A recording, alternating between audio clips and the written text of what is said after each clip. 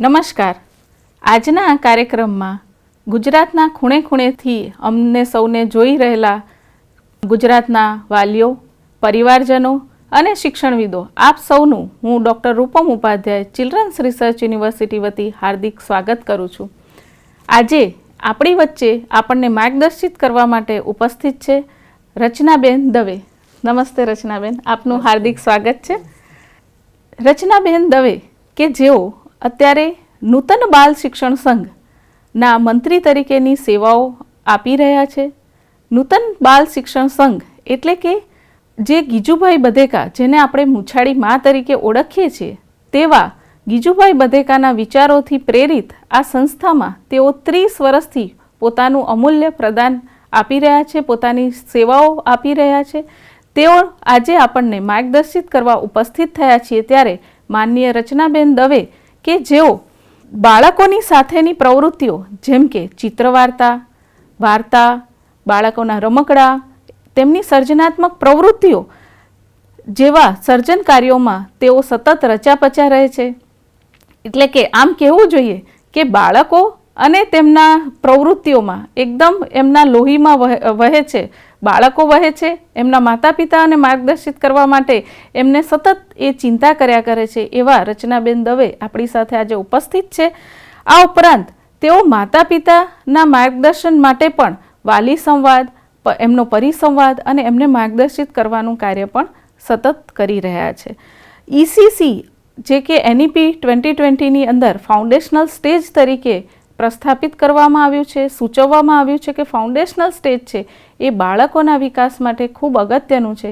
તેવા ECC અને foundational સ્ટેજના શિક્ષકો અને પાઠ્યપુસ્તકો માટે પણ તેઓ પોતાનું માર્ગદર્શન અને અનુભવનો લાભ આપી રહ્યા છે. નૂતન બાલ શિક્ષણ સંઘ દ્વારા જે સંપાદન કરવામાં આવે છે બાલમૂર્તિ, તેના તેઓ સંપાદક પણ છે અને એ બાલમૂર્તિની ઘણા બધા વિભાગોમાં આપ એમના અનુભવોની ઝાંકી પણ જોઈ શકો છો. આ ઉપરાંત ખાસ કરીને મારે અહીંયા કહેવું જોઈએ કે ચિલ્ડ્રન્સ રિસર્ચ યુનિવર્સિટી દ્વારા બાળકોને લગતી વિવિધ જે કાર્યક્રમો થાય છે, વિવિધ મોડ્યુલ લેખનનું કાર્ય થાય છે, અભ્યાસક્રમોની રચના થાય છે, તેમાં સતત તેઓ અમારી સાથે માર્ગદર્શન આપતા રહ્યા છે. વર્ષોથી અમારી સાથે જોડાયેલા છે અને અત્યારે પણ માર્ગદર્શન આપવા માટે આપણી વચ્ચે ઉપસ્થિત છે. તો તેઓનું પુનઃ હાર્દિક સ્વાગત કરું છું અને તેમને આગળના સત્ર માટે નિમંત્રણ આપું છું. આભાર. નમસ્તે. કેમ છો બધા મિત્રો? મજામાં ને? આજે આપણે એક એવા વિષયને લઈને આવ્યા છે કે જેને માટે તમે અને હું બધા જ ચિંતાતુર છીએ. મોબાઈલ અને બાળક. આજકાલના નાના, સાવ નાના બાળકો, 1 વર્ષ 2 વર્ષના બાળકો પણ મને કે તમને ન આવડે એવી સરસ રીતે YouTube ખોલીને પોતાને ગમતા જોડકણા સાંભળવા માંડ્યા છે. એક જોતાં આપણને એ જોઈને આનંદ થાય છે કે અરે વાહ, આ બાળક આટલું નાનું છે પણ એને બધું આવડે છે. એને બધું કરતાં આવડે છે. પણ આ જ વસ્તુ એ બાળકને કેટલું નુકસાન કરી શકે છે એના વિશે આપણે અવગત થવું જ જોઈએ કે જેથી કરીને આપણે આપણા બાળકના વિકાસમાં મોબાઈલનું બાધા ન બનાવીએ. તો વાત કરીએ જન્મથી 6 મહિનાના બાળકો. આ બાળકોનો ખાસ સમય એવો છે કે જ્યારે એમના બ્રેઇનનું વાયરિંગ થવાનું છે.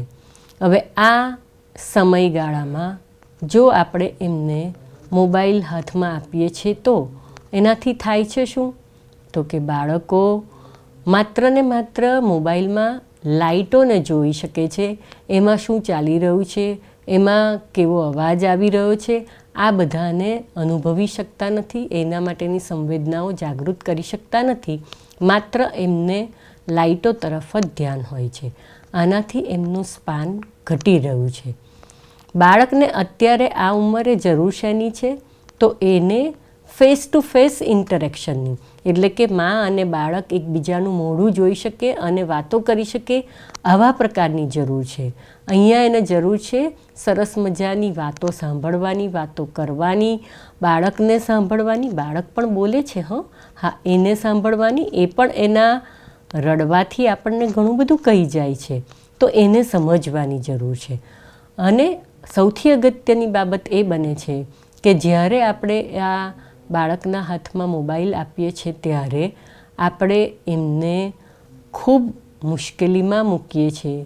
કેમ? કારણ કે આપણે એમને હ્યુમન એપ્રોચથી દૂર રાખીએ છીએ. જ્યારે સૌથી વધારે જરૂર છે એ જ સમયને આપણે દૂર કરીએ છીએ.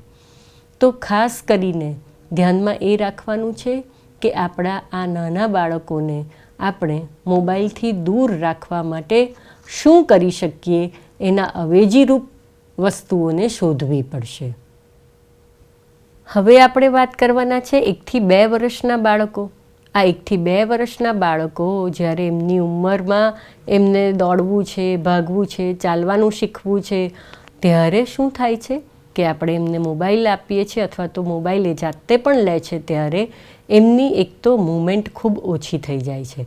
એટલે કે એ બેઠાડા થઈ જાય છે અથવા તો આળસુ બની જાય છે અને એમનો રસ આજુબાજુની દુનિયામાંથી, આજુબાજુના લોકોમાંથી ધીમે ધીમે ઓછો થતો જાય છે અને એના કારણે એ જલ્દીથી ભણવાની તૈયારી બતાવતા નથી. એટલે કે આસપાસના મિત્રો સાથે રમવા જવાનું પણ ટાળશે.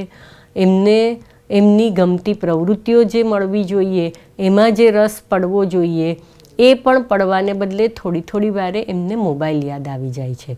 તો આના કારણે મુશ્કેલી શું આવશે? તો કેટલાક સંજોગોમાં ડિલે સ્પીચ આવશે. એટલે કે બાળકો બોલવાનું મોડું શીખશે. કેટલીક વાર એમની જે ગતિશીલતા છે એ ગતિશીલતામાં ઘટાડો આવશે. એટલે સાહજિક એમની જે બધી વૃત્તિઓ છે એ બધી વૃત્તિઓ ધીમે ધીમે ઓછી થતી જશે. અને આના કારણે એક ખીલતું આપણું જે બાળક છે એ બાળક ક્યાંક ને ક્યાંક થોડું રૂંધાઈ જતું હોય એવું જોવા મળશે. બાળકો શબ્દોને સાંભળશે નહીં, માત્ર લાઇટ મોટા અવાજને સાંભળશે અને એના કારણે એમને ધીમે ધીમે એવા મોટા અવાજ અને વધારે થ્રિલિંગ હોય એવા મ્યુઝિક સાંભળવાની ટેવ પડી જાય છે અને એ ટેવને કારણે શાંત અને રસપૂર્વકનું કે શાસ્ત્રીય પ્રકારનું હોય એવા ગીતો કે એવી વસ્તુઓ સાંભળવાનું એ ટાળે છે. એમનું મન સતત અને સતત જે ઝડપથી થતું હોય એવા પ્રકારના જ મુમેન્ટ્સવાળી વસ્તુઓને જોવાનું પસંદ કરે છે. કેટલીક વાર આવા સંજોગોમાં બાળકો શું જોવું અને શું ન જોવું એનો વિવેક પણ રાખી ન શકતા હોવાને કારણે એમનાથી મોટી ઉંમરનાનું જોઈ જોઈને એ પોતાની ઉંમરને ભૂલી અને મોટી ઉંમરના બનતા હોય એવું પણ જોવા મળે છે. તો સંશોધનો તો એમ બતાવે છે કે નાના બાળકોને આપણે સ્ક્રીન બિલકુલ આપવાનો જ નથી. એટલે માત્ર ને માત્ર ફેમિલી કોલ્સ પૂરતું આપણે એમને છૂટ આપી શકીએ, એનાથી વધારે આપણે એમને છૂટ આપી શકીએ નહીં. 2 થી 3 વર્ષની ઉંમર જે છે એ બાળકોની વિચારવાની, પોતાની જાતને રેગ્યુલેટ કરવાની, આ બધા કરવા માટેની ઉંમર છે. એટલે ત્યારે એમને જરૂર શું હશે? તો બાળકો પ્રિટેન્ડ એટલે કે ઘરની રમત જેવી, નાટકની રમત જેવી રમતો રમે અને એની સાથે સાથે એમના મિત્રો સાથે ભળે અને એકબીજા સાથે રમે, એકબીજાને ઓળખે, એકબીજા સાથે સમૂહમાં રમે, એમનો વારો આવવાની રાહ જુએ. આવી બધી જરૂરિયાત છે. એવા સમયે જ્યારે બાળકના હાથમાં મોબાઈલ આવે છે ત્યારે શું થાય છે? તો એ લોકો થોડા ઓછા ઇમોશનલી એટેચ થાય છે.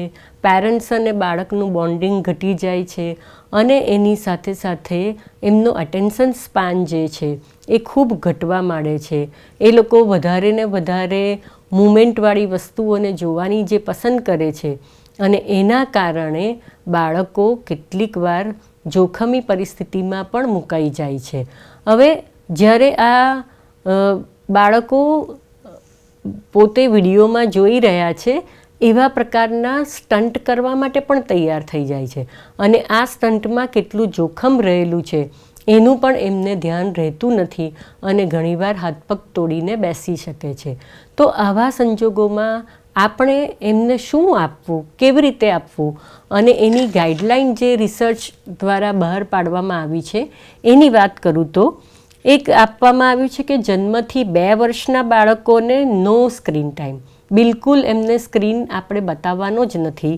2 થી 3 વર્ષના બાળકો માટે વેરી લિમિટેડ, એટલે કે બહુ જ ઓછા સમય માટે, અને એ પણ કોઈ મોટા વડીલોની હાજરીમાં, અને એ અગાઉથી વડીલોએ જોયેલો હોય એવો પ્રોગ્રામ અથવા તો એવી વાત કે જેના દ્વારા બાળકો શું જોવાના છે અથવા તો જોઈ રહ્યા છે એની જાણ હોય. અને એનાથી વધારે જ્યારે આપણે કરીએ છીએ કે બાળકનો જમવાનો સમય હોય અને રાત્રે ઊંઘવાનો સમય હોય, આ બંને સમયે તો ખાસ જ બાળકોને મોબાઈલ આપવાનો નથી. આપણી કેટલીક ગેરમાન્યતાઓ અથવા તો એવી મીથ ચાલી છે કે બાળકો જો મોબાઈલ જુએ છે તો એ લોકો ઇંગ્લિશ જલ્દી શીખે છે, એ લોકો તો રાયમ્સ અને સ્ટોરીઝ જુએ છે અને એટલે એમનું લેંગ્વેજ ડેવલપમેન્ટ થઈ રહ્યું છે, અને એ મોબાઈલથી જ બાળકો વધારે સારું જમે છે. તો આ બધી જ આપણી ખોટી માન્યતાઓ છે અને એને આપણે દૂર કરવી જ જોઈશે. તો મોબાઈલની અવેજીમાં આપણે એમને શું આપી શકીએ છીએ એના ઉપર પણ આપણે ધ્યાન ચોક્કસ આપવું પડશે.